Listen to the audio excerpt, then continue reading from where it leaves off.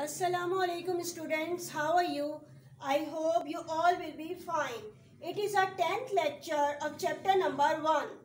In a previous lecture, we have already learned about concept of abiogenesis and biogenesis and their experiments. Today we will discuss here concept of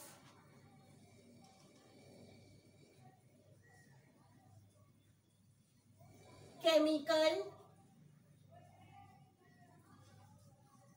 and organic evolution.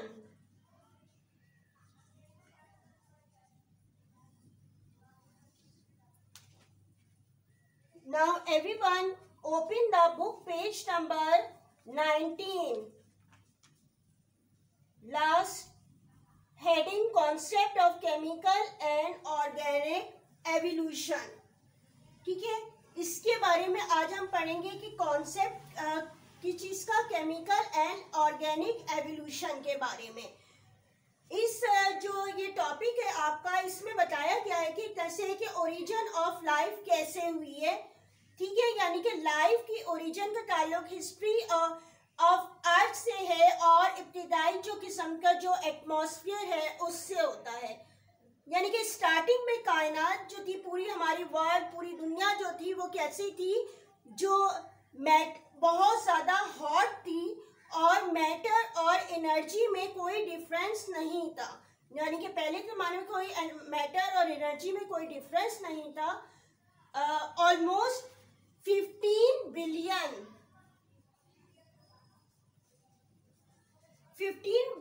Year पहले जो होते हैं, एक बहुत बड़ा जो होता है धमाका हुआ था, जिसे क्या कहा गया, बिग बैंग। और इससे क्या हुई, यूनिवर्स यानी कि कायनात जो फैलती गई। ठीक है, और टेम्परेचर, उसके बाद ये टेम्परेचर में कमी हुई और फिर उसके बाद ऑलमोस्ट 4.6 बिलियन ईयर पहले हमारी अर्थ और दूसरे प्लेनेट हमारे सोलर सिस्टम के पार्ट्स या जो हिस्सों की सूरत में अपीयर हुए। ठीक है, ये एक थोड़ा सा जो है ओरिजिन ऑफ लाइफ से रिलेटेड बताया गया है। इसके बाद आते हैं कि इसी के ओरिजिन ऑफ लाइफ के ही आगे इसमें चलते हैं कि पहले का एटमॉस्फेयर कैसा था।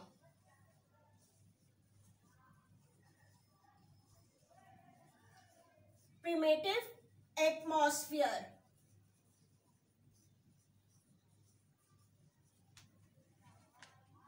क्योंकि जमीन पे जो है इब्तिदाई तौर पर एटमॉस्फेयर में हाइड्रोजन जो थी वो बहुत ज्यादा थी। और उसके बाद क्या हुआ कि जल्द ही जमीन के जो अतराफ में बहुत ही गर्म और लिक्विड कोर में मौजूद गैसेस ने अर्थ के एटमॉस्फेयर में कुछ और एलिमेंट का इजाफा किया। उस वक्त यानी कि अर्थ एटमॉस्फेयर में कौन कौन सी गैसेस थी, जैसे कि कार्बन मोनोऑक्साइड थी, कार्बन डाइऑक्साइड थी, हाइड्रोजन थी, नाइट्रोजन थी मौजूद थी, और क्या थे, और वाटर वेपर्स मौजूद थे।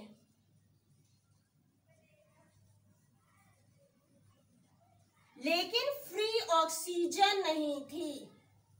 क्या चीज, कौन सी नहीं थी, कौन सा एलिमेंट मौजूद नहीं था, यानी कि फ्री ऑक्सीजन जो है वो पहले बिल्कुल मौजूद नहीं थी।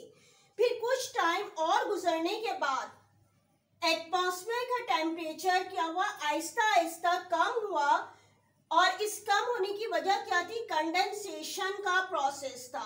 कंडेंसेशन का प्रोसेस आपको पता है क्या होता है, कि जब ये जो पानी नीचे मौजूद होता है वो क्या होता है, गर्मी की वजह से या कि सन लाइट की रोशनी की वजह से क्या होता है, उसके वेपर्स ऊपर की तरफ जाते हैं, यानी कि ठंडी सरफेस पे, आसमान पे जमा होते हैं और फिर क्या होते हैं, रेन की सूरत में वापस आते हैं। कंडेंसेशन का प्रोसेस क्या होता है कि on heating water vapour change into the water again, यानी कि हीट मिलने पर क्या होते हैं, वाटर वेपर चेंज हो जाए वाटर में अगेन, यानी कि नीचे से हीट हुई तो वाटर वेपर्स क्या हुआ, ऊपर की तरफ उठे और ऊपर की तरफ क्या हुआ, आसमान पे जो ठंडी सरफेस है वहां पे जो है वो वाटर वेपर चेंज हो गए वाटर के ड्रॉप्स में और फिर जो है नीचे की तरफ आए। और यही प्रोसेस जो है पहले हुआ कंडेंसेशन को और हैवी रेन्स हुए और फिर इस तरीके से ओशंस, लेक वगैरह जो है बने। ठीक है, इसके बाद आते हैं कि आगे क्या हुआ, लाइफ किस तरीके से बने। Formation of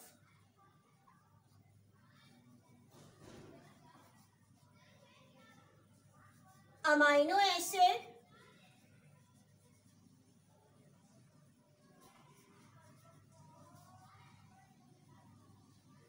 and protein.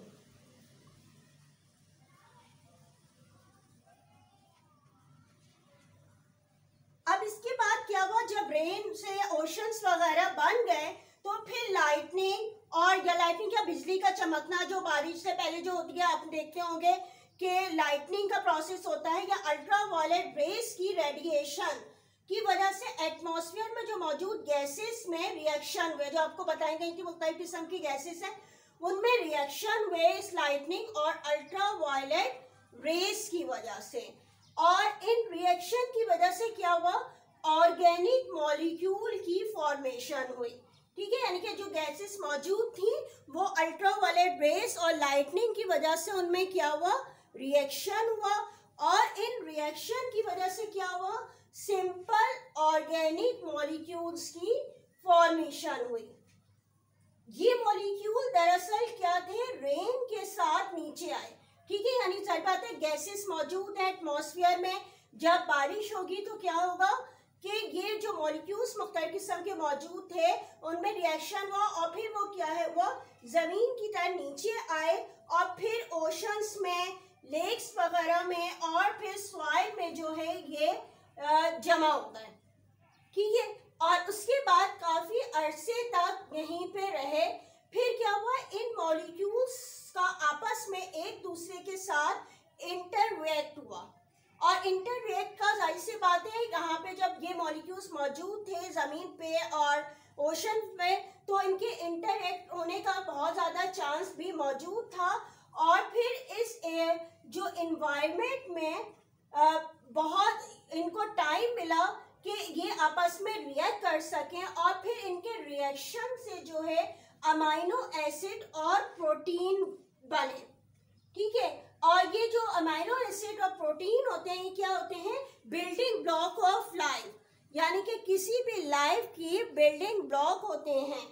ठीक है, इसके बाद ये सारा प्रोसेस हो गया, ओरिजिनल लाइफ की एवोल्यूशन का बता रही हूँ। फिर क्या हुई, फर्स्ट लाइफ,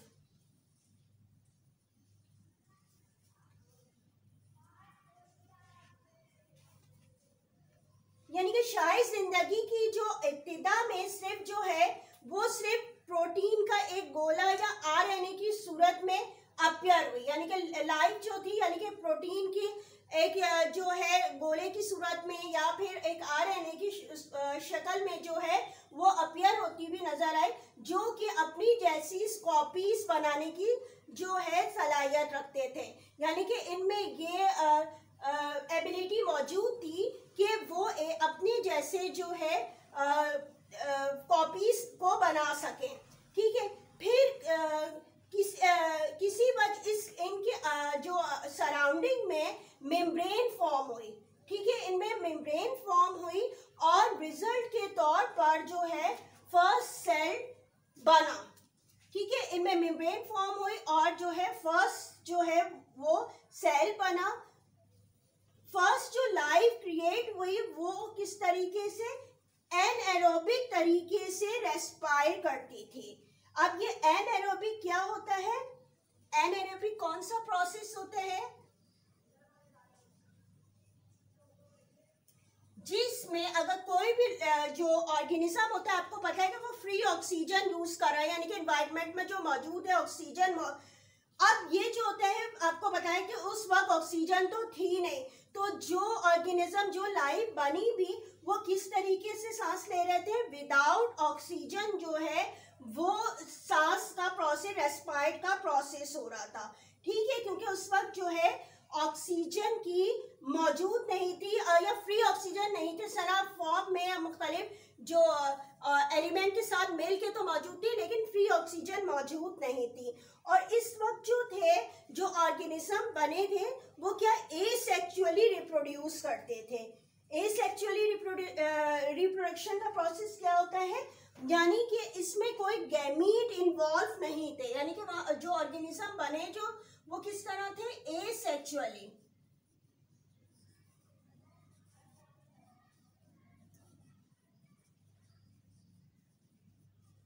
एसेक्सुअली रिप्रोडक्शन का प्रोसेस हुआ था, यानी कि उनमें गैमीट्स मौजूद नहीं थे, बल्कि क्या, जैसे कि एक कोई सेल है उससे ही जो है डिवीजन का प्रोसेस हुआ, और 1 से 2 बन गए, 2 से 4 बन गए, 4 से 6 बन गए, इस तरीके से उनमें डिवीजन होती गई। यानी कि उनके खुद ही जो पेरेंट सेल थे उसमें ही कुछ इस तरीके से या तो आउट ग्रोथ हुई कि वो अपने पेरेंट्स से अलग होकर जो है न्यू इंडिविजुअल फॉर्म हो गया, यानी कि इनमें किसी किस्म के गैमीट्स इन्वॉल्व नहीं थे उस वक्त की लाइफ में। और इस तरीके से जो है जो उन्होंने बताया पहले कि जो फर्स्ट लाइफ या फर्स्ट ऑर्गेनिज्म बना होगा वो किस तरह का होगा, वो वायरस की तरह का ही ऑर्गेनिज्म होना चाहिए। और ये वायरस की तरह के ऑर्गेनिज्म होना चाहिए, क्यों कहा गया, क्योंकि ये जो है एक अंदाजा लगाया गया था।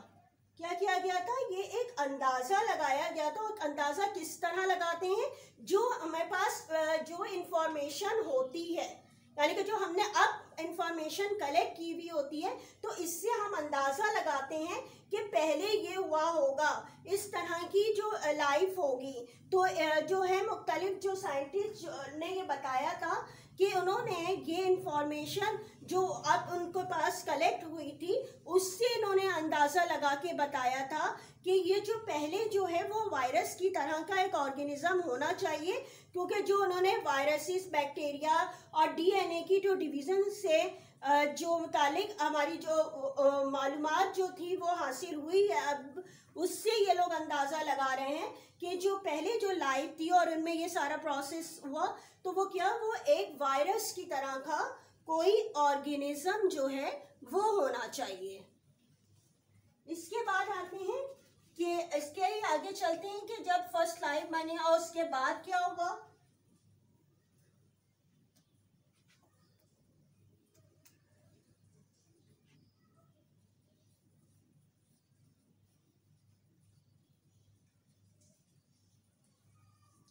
Appearance of an autotrophic organisms।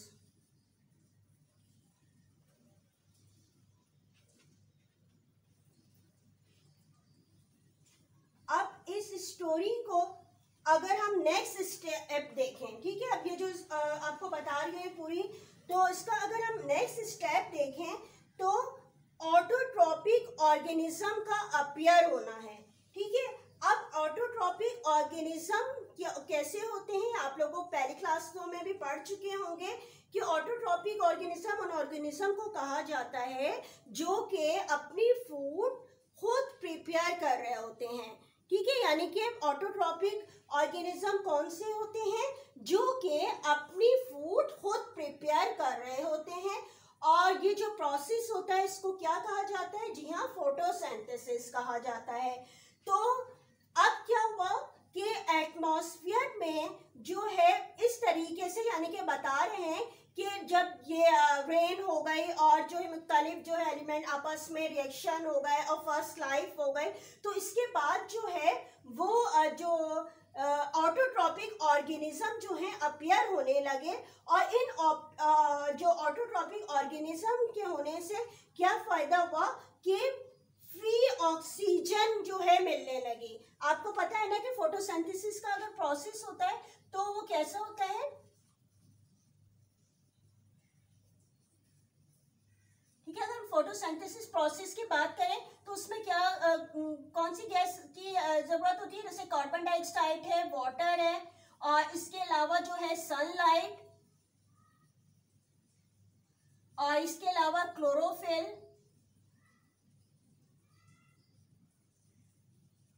ठीक है। और क्या चीज फॉर्म होती है? ग्लूकोज फॉर्म होता है।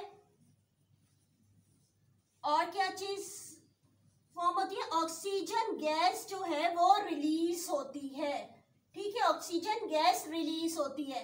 तो अब ये यही बता रहे हैं कि जब ऑटोट्रॉपिक ऑर्गेनिज्म बने तो क्या हुए? फ्री ऑक्सीजन मिलने लगी, ठीक है। फोटोसिंथेसिस के प्रोसेस के जरिए ऑटोट्रॉपिक ऑर्गेनिज्म अपनी खुद फूड प्रिपेयर कर रहे थे, और जो पहले ऑक्सीजन की कमी थी शुरू में, तो फ्री ऑक्सीजन मिलने लगी। और जब फ्री ऑक्सीजन जब मिली तो इससे क्या हुए? डिफरेंट टाइप्स के फिर ऑर्गेनिज्म बनते गए और उनमें इम्प्रूवमेंट होती गई।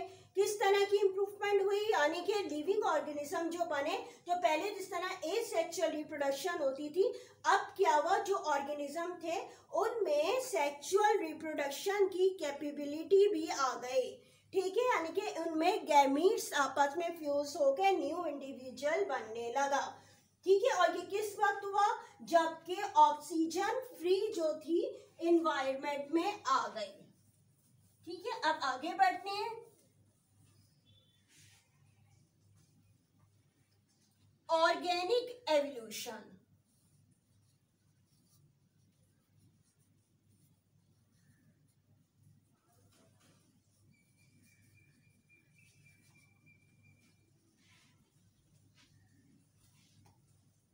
यानी कि लाइफ जो थी वो जो है gradually Aahista Aahista chemical changes की वजह से हुई, जो कि जिसे ऑर्गेनिक एवोल्यूशन कहा जाता है। अब ये ऑर्गेनिक एवोल्यूशन की जो थ्योरी थी, इसको लेमार जो साइंटिस्ट थे और चार्ल्स डार्विन भी एक साइंटिस्ट थे, इन्होंने भी सपोर्ट किया, ठीक है। और इन्होंने बताया, यानी कि जो दोनों साइंटिस्ट थे लेमार और डार्विन, इन्होंने भी इसको सपोर्ट किया और बताया कि न्यू ऑर्गेनिज्म दरअसल ओल्ड ऑर्गेनिज्म की चेंजिंग के स्टेप से गुजरने के बाद ही जो है वो बन रहे होते हैं। यानी कि जो ऑर्गेनिज्म पहले थे उनमें मुख्तलिफ किस्म की चेंजेस हुई और जो है न्यू ऑर्गेनिज्म बने। और इन चेंजेस की वजह उन्होंने ये भी बताई कि हो सकता है कि ये हेरिडिटी की वजह से भी हुई हो, ठीक है। हेरिडिटी क्या होती है? यानी कि पेरेंट्स से कुछ कैरेक्टर आप में आ जाना। तो ये बता रहे हैं कि ये जो न्यू ऑर्गेनिज्म फॉर्म हुए, ये या तो पहले वाले जो ऑर्गेनिज्म थे उनकी चेंजेस से हुए, या फिर ऐसा भी पॉसिबल है कि हेरिडिटी की वजह से हुए, यानी कि हेरिडिटी पेरेंट्स से जो है कुछ कैरेक्टरिस्टिक्स ट्रांसफर हुए और उनमें चेंजेस से जो है वो न्यू इंडिविजुअल जो है फॉर्म हुए। यानी कि ये जो पूरा मैंने आपको ये बताया है, ये क्या चीज थी? Concept of chemical and organic evolution, ठीक है। यानी कि इसके तरह से ओरिजिन और लाइफ पे भी अगर कोई ऐसे आए तो वो भी इसमें हम लिख सकते हैं यही टॉपिक को, कि आप किस तरह डिफाइन करेंगे इसको, जो है मैंने स्टेप बाय स्टेप जो है आपको एक्सप्लेन किया। अब इसके बाद जो आ जाते हैं, यानी कि जो आपका आज का पूरा मैंने आपको टॉपिक बताया है, कि आते हैं अब इसके होमवर्क पे, ठीक है। अब देख लेते हैं आपका के होमवर्क क्या है।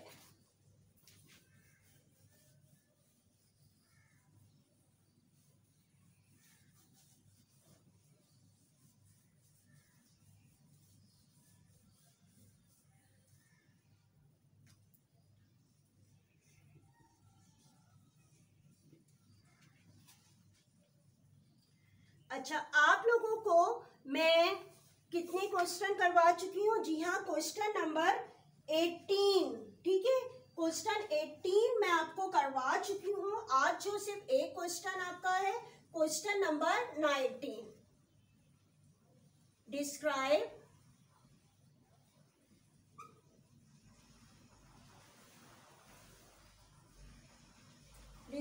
The chemical and organic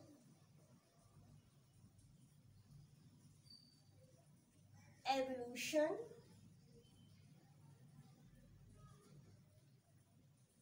of earth,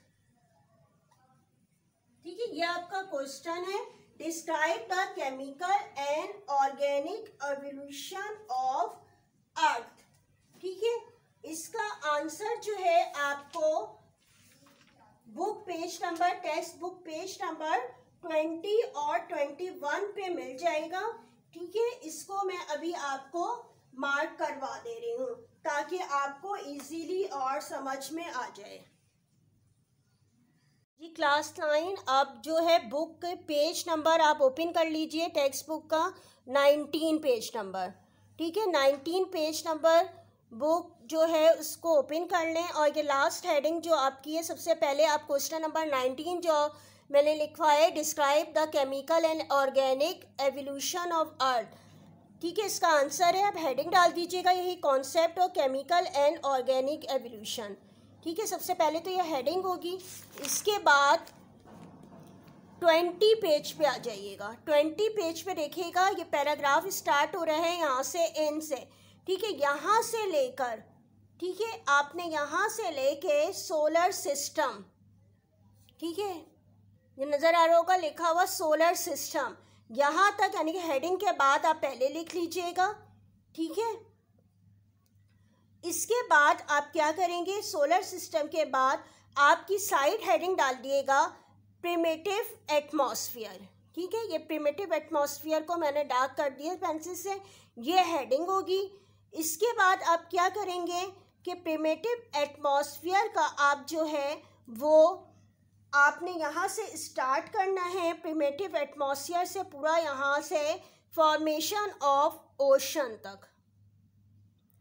ठीक है, आप चाहें तो इसको पॉइंट्स में भी इस बीच को वाले स्टेप को लिख सकते हैं, जहाँ जहाँ सेंटेंस कंप्लीट हो रहे हैं उसको पॉइंट्स में बना लें, और अगर आपको इजी लग रहा है पैराग्राफ में तो आप पैराग्राफ में कर लें। ठीक है, और अगर पॉइंट में जिसको इजी लग रहा है वो पॉइंट में बना लीजिए, यानी कि इसकी भी पॉइंट्स बन सकते हैं।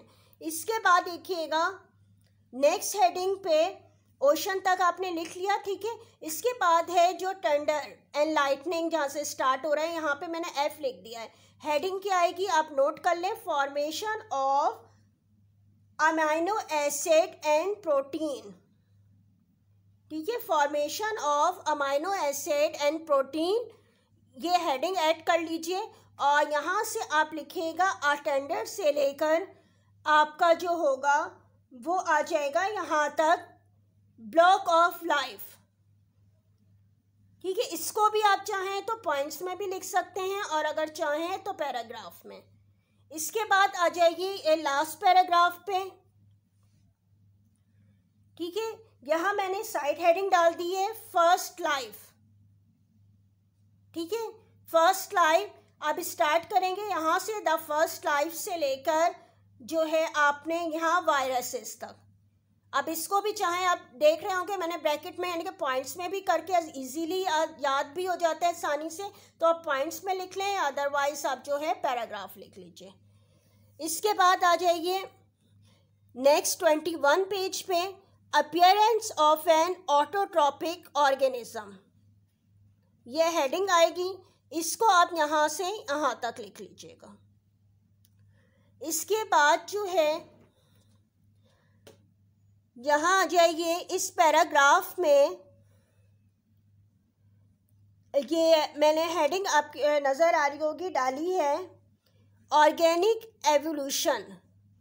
ठीक है, ये हेडिंग आएगी, और दिस टेल अस से लेकर चार्ल्स डार्विन तक। ठीक है, ये लास्ट हेडिंग होगी इस आंसर की, ये आप लिख लीजिएगा। ठीक है, ये आपका क्वेश्चन का आंसर कंप्लीट हो जाएगा, और ये ओरिजिन ऑफ लाइफ के लिहाज से भी अगर क्वेश्चन पूछा जाए तो उसमें भी आप ये लिख सकते हैं, और ये describe a chemical and organic evolution of earth, इसमें भी आप लिख सकते हैं। ठीक है, अच्छा आप देख लीजिएगा कि यहाँ पे जो बुक एक्सरसाइज दी गई है, जो फिलिंदा ब्लैंक्स हैं, ट्रू फॉल्स MCQs, आपको पता है 9 में MCQs आते हैं फिलिंदा ब्लैंक्स ट्रू फॉल्स की फॉर्म में नहीं, लेकिन आपको फिल करना है, खुद से कीजिएगा आप इसको, क्योंकि आपको पूरा चैप्टर एक्सप्लेन किया गया है ताकि आपका कॉन्सेप्ट क्लियर हो। अगर ट्रू फॉल्स भी करें कॉन्सेप्ट क्लियर होगा तो आप MCQs भी आसानी से कर सकेंगे। और मैंने आपको पहले भी बताया था कि जो है आप लोग जब मैं एक्सप्लेन करती हूँ तो साथ साथ अंडरलाइन करते रहा करें, क्योंकि ऑब्जेक्टिव कहीं से भी आ सकते हैं, में सिर्फ ये बुक के पीछे वाले नहीं आते हैं, ठीक है, इसमें से भी आ सकते हैं, लेकिन ये कि सिर्फ यही नहीं आते। मैं नहीं कह रही सिर्फ इसी में से नहीं लिए जाते, कहीं से भी वो दे देते हैं। तो आप लोग पूरी तैयारी अपनी रखिए और इसके बाद देखिएगा क्वेश्चन आंसर भी मैंने आप लोगों को ये वाले भी कंप्लीट बल्कि इससे ज़्यादा आपको करवा दिए, ताकि कोई भी क्वेश्चन आपका बुक से पूछ लिया जाए, आपका आंसर हो। जिस तरह इसका सबसे पहला था साइंटिफिक मेथड का चार्ट भी मैंने ड्रॉ करवाया, उसके बारे में एक्सप्लेन भी करवा दिया था। इसके बाद जो साइंटिस्ट के जो कंट्रीब्यूशन थे मुस्लिम और नॉन मुस्लिम, उन सब के बारे में लिखवा दिया गया। इसके बाद आपको जो है ब्रांचेस ऑफ बायोलॉजी भी सारी लिखवा दी गए। इसके बाद एबायोजेनेसिस और बायोजेनेसिस की डेफिनेशन भी करवाई गई और इसके अलावा इनके जो है एक्सपेरिमेंट भी मैंने सारे करवाए, बल्कि इसमें बायोजेनेसिस पूछा, मैंने एबायोजेनेसिस भी आपको करवाया ताकि अगर आ जाए तो वो भी आप लिख सकें। और इसके बाद रीजन ऑफ लाइफ के लिहाज से जो ऐसे जो आज भी करवाया वो भी मैंने आपको करा दिया। इसके बाद मुख्तलिफ डेफिनेशन है ये भी आपकी हो गई हैं। और इसी तरह जो लास्ट वाला था डिफरेंस का, इसमें भी आपको मैंने डेफिनेशन फॉर्म में लिखवाया इसके बारे में। और जब डिफरेंस आता है तो आपको पता है कि लाइन ड्रॉ किया करें और एक साइड पे जिस तरह बायोजेनेसिस, एक साइड पे बायोजेनेसिस, इसकी डेफिनेशन लिखें। फिर कोई जो आप जो इसकी एग्जाम्पल याद हैं आपको वो उसको थोड़ा सा डिफाइन कर दें, साइंटिस्ट के बारे में बता दें कि इसने कॉन्सेप्ट क्या किया था, यानी कि किसी का भी अगर डिफरेंस आ जाता है तो आप लाइन ड्रॉ करके इसको करें। यानी कि पूरा चैप्टर जो है मैंने आपको ये एक्सप्लेन कर दिया, इसके सारे क्वेश्चन आंसर करवा दिए हैं और यकीनन आपको समझ में आ गया होगा, ठीक है। और नेक्स्ट क्लास में आपको जो है वो फिर न्यू चैप्टर एक्सप्लेन होगा। थैंक यू, अल्लाह हाफिज़।